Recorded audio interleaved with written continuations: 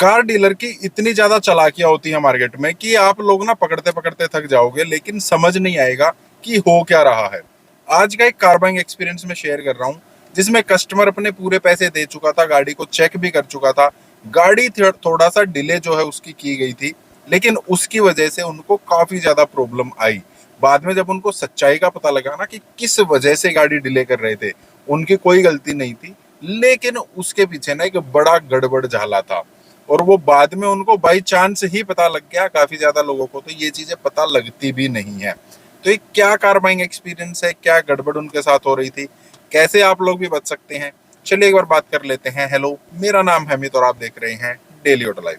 Mister अमन ने मुझे contact किया दिल्ली से। उनको लेनी थी स्कॉर्पियो एन। और ये स्कॉर्पियो एन ना पिछले काफी टाइम से मैं देख रहा हूँ, बार बार स्टोरीज मेरे सामने आ रही हैं और उसमें काफी गड़बड़ जो है मुझे पता लग रही है, क्योंकि काफी डिमांड में गाड़ी रहती है।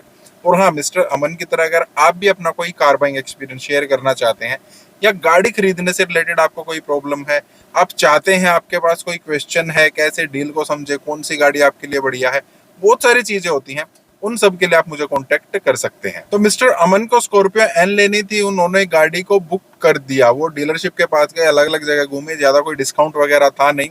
और ये मंथ एंड की हम बात कर रहे हैं। उस टाइम पर उनको भी पता लगा कि नेक्स्ट मंथ से जो है प्राइस गाड़ी के लगभग बढ़ जाएंगे 50,000 रुपए के आसपास। मिस्टर अमन को अपनी पुरानी गाड़ी एक्सचेंज भी करनी थी, और नई गाड़ी के जो भी प्राइस वगैरह हुए, लोन वगैरह जो भी था, वो सब उन्होंने अपना क्लियर करा लिया।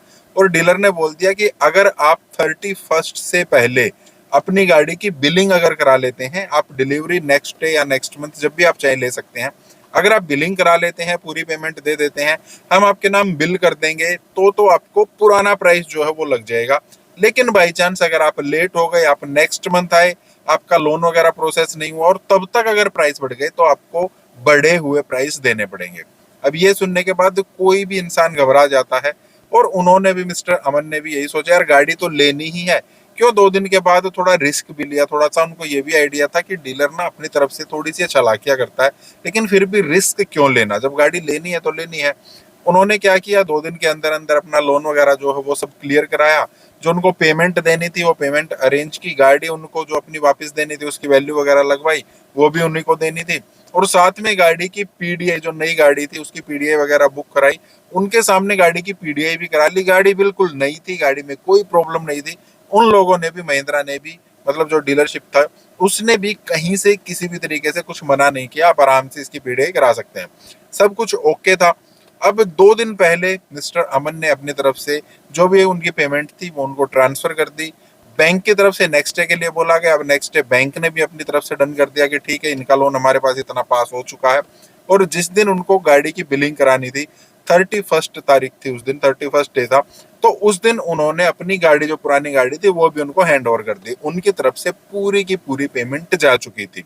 अब शाम को उनके पास फोन आता है कि किसी वजह से, किन्हीं कारणों की वजह से आज आपकी बिलिंग नहीं हो पाई है, कल हम आपकी गाड़ी की बिलिंग कर देंगे।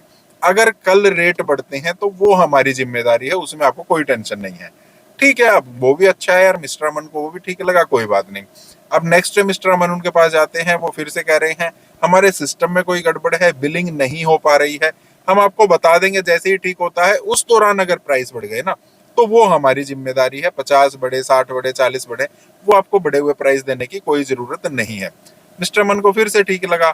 1-2 दिन और ऐसे ही गुजर गए। अब मिस्टर मन कहने लगे, यार मैंने पैसे आप लोगों को दे दिए हैं, प्राइस बढ़ नहीं रहे हैं। ऑनलाइन उन्होंने भी चेक किया था कि यार प्राइस तो कहीं बढ़ नहीं रहे हैं, और आप लोग मेरी गाड़ी भी नहीं दे रहे हैं। यार मैं चलाऊंगा क्या, चलो आप मेरी पुरानी गाड़ी दे दो। वो पुरानी गाड़ी देने को भी तैयार नहीं, जो उन्होंने एक्सचेंज अपनी गाड़ी की थी। अब 1-2 दिन के बाद फिर से उनका फोन आता है मिस्टर अमन के पास कि ठीक है, अब हमारा सिस्टम जो है ना वो ठीक हो चुका है, आप आ सकते हैं, अपनी गाड़ी लेकर जा सकते हैं। अब मिस्टर अमन यहाँ पर पहले ही, मतलब देखिए, जो इतना परेशान हो चुका है, 4-5 दिन हो चुके हैं, उन्होंने दूसरी जगह दूसरे डीलर पर भी कांटेक्ट कर लिया। वहां पर उनको पता लगा इस टाइप की कोई प्रॉब्लम नहीं चल रही है। और वो तो देखिए, ऐसा तो पूछा नहीं था कि मैंने कहीं और गाड़ी बुक करा रखी है, आप लोग बता दो, फिर तो कोई बताता नहीं है।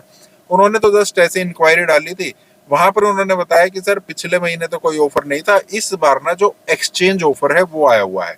अगर आपके पास कोई पुरानी गाड़ी है, उसको आप एक्सचेंज कर रहे हैं, तो 25,000 रुपीज के आसपास जो है आपको डिस्काउंट, नई गाड़ी पर आप एक्सचेंज बोनस उसको मान सकते हैं, पुरानी गाड़ी देंगे तो 25,000 रुपए का आपको और फायदा हो जाएगा। अब मिस्टर अमन को थोड़ा थोड़ा समझ में आने लगा कि ये लोग क्यों इस चीज को डिले कर रहे थे। डीलर क्या चाहता था कि हम इनका जो बिल है ना वो 31st मतलब पिछले महीने ना काटें, इस महीने काट दें। डीलर को कहीं ना कहीं आइडिया था कि नए ऑफर आने वाले हैं, इनको हम गाड़ी दे देंगे और जो 25,000 रुपए का एक्सचेंज बोनस है वो डीलर के खाते में आ जाएगा। और उनको प्राइस बढ़ने का तो पता ही था यार, प्राइस तो बढ़ने ही नहीं वाले हैं। अब मिस्टर अमन डीलर के पास जाते हैं जहां पर उन्होंने गाड़ी बुक कर रखी थी। यार इस बार ना जो नया ऑफर आया है वो आप मुझे दिखाओ।